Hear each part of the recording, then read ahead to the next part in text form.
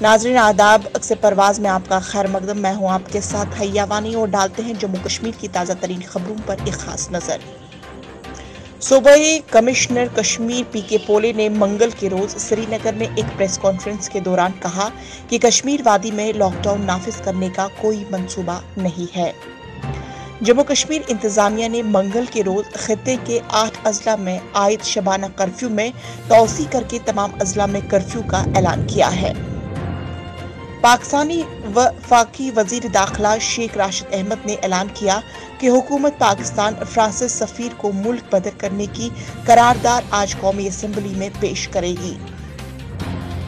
گزشتہ 7 ماہ سے لاپتہ ضلع بانڈی پورہ کے سرحدی قصبے گریز سے تعلق رکھنے والے 17 سالہ نوجوان کو پاکستانی رینجر نے بھارتی حکام کے حوالے کر دیا۔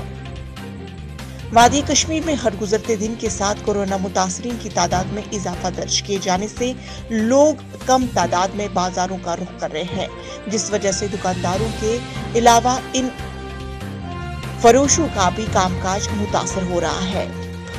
Jammu Kashmir board of school education نے منگل کے روز ونٹر زون میں 11ویں جماعت کے سالانہ امتحانات کے نتائج کا اعلان کیا۔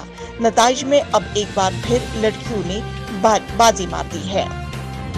وادی کشمیر میں ایک ہفتے کے برف و بارود کے بعد موسم اب ہی سنبھل ہی رہا تھا کہ محکمہ موسمیات نے بارشوں کے ایک اور مرحلے کی پیش گوئی کی ہے۔ ناظرین، یہ تھا ابھی کا خبرنامہ اور آپ بنے رہے اکثر پرواز کے ساتھ۔